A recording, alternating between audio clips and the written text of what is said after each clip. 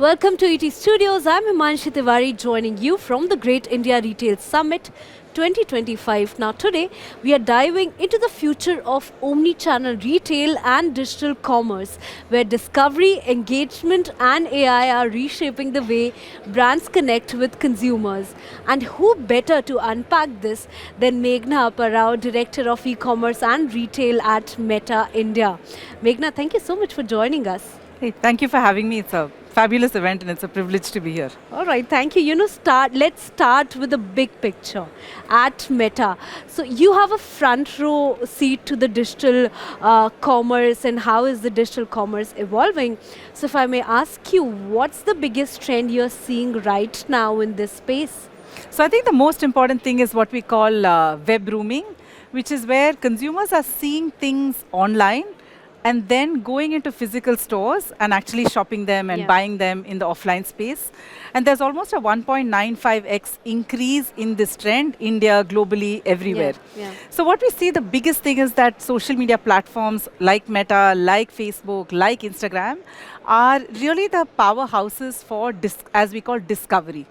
So when people see something online and discover it online, when you're scrolling through your Instagram and you come across this brand, we see that about 84% of people in a shopper survey recently say that when they've come into a store, they've actually come there after having seen a brand or a product or a retailer communication on a platform like Instagram or Facebook. And not just that, because it's also about efficiency and effectiveness.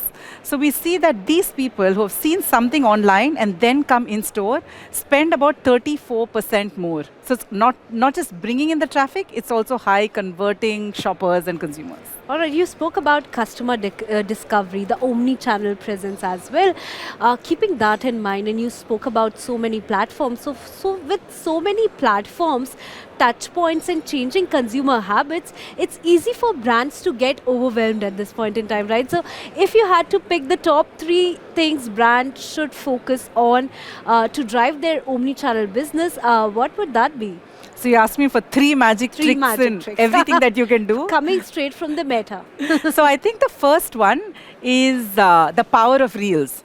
So as you can see, everyone today around you is watching Reels. That's just the way people are consuming all kinds of content. And in the past, maybe it was entertainment, but now it's also, let's call it shoppertainment.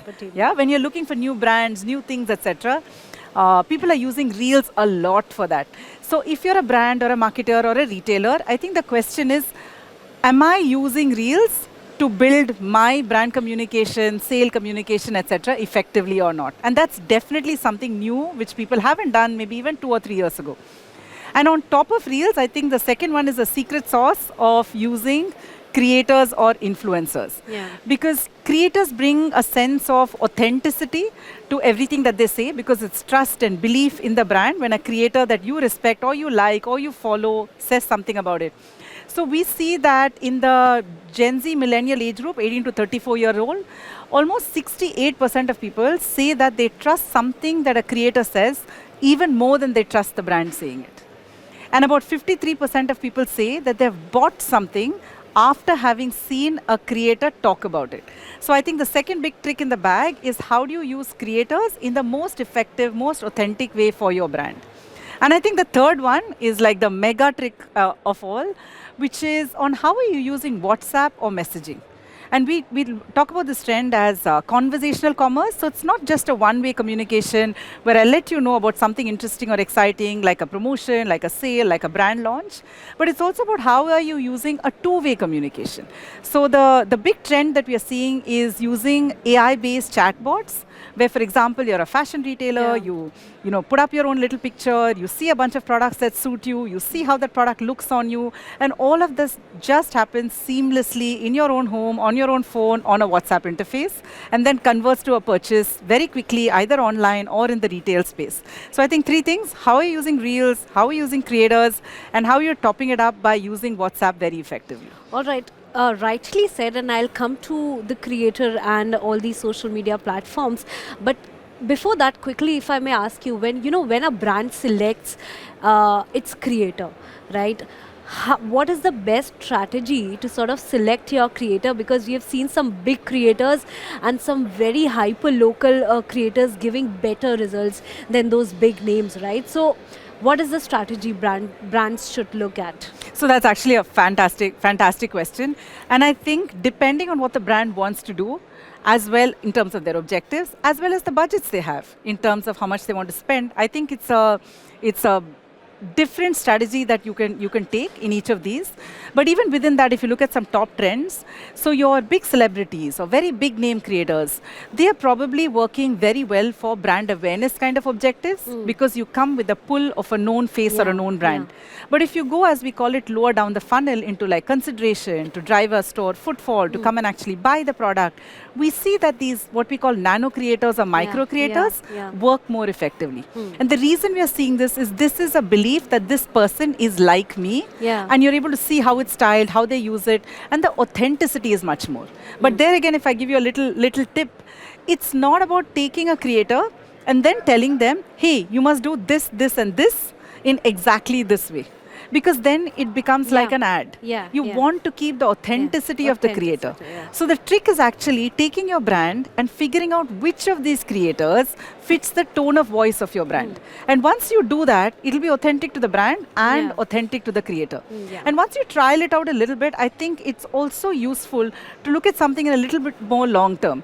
So bring the creators, explain your brand ethos to them, and work with them over many months, maybe a year, to slowly build your brand story, which makes it even more authentic and impactful. Yeah, that's very interesting take on that. You know, when you're talking about creators, perhaps you should believe those creators first before actually start to working with them.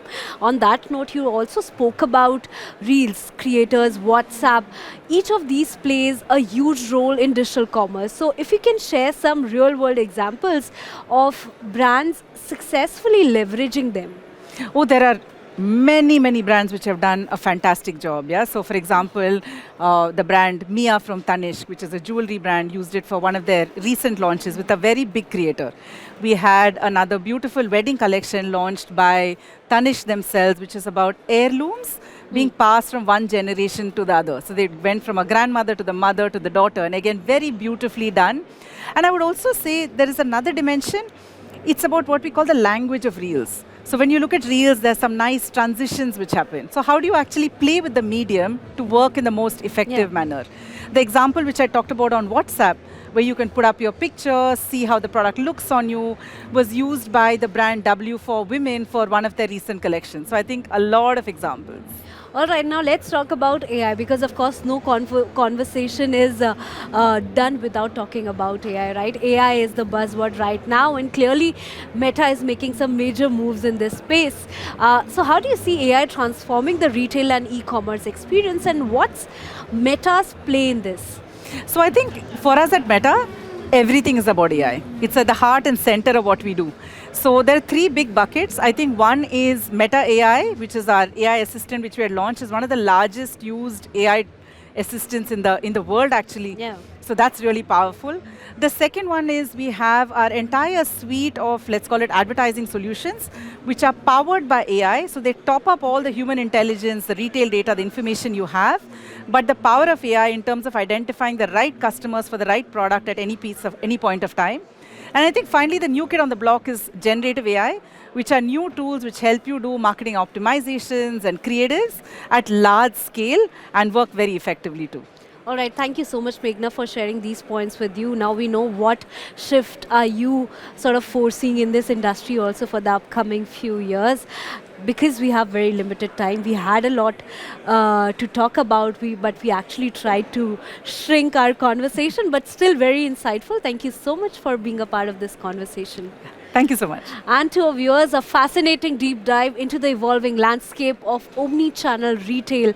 Meghna, thank you for sharing all these insights with you again, from discovery to AI-driven commerce. It's clear that the future of retail is digital first and deeply immersive. Now that's a wrap from the session at GIRS 2025, brought to you by ETStudios. Stay tuned for many more such power-packed conversations.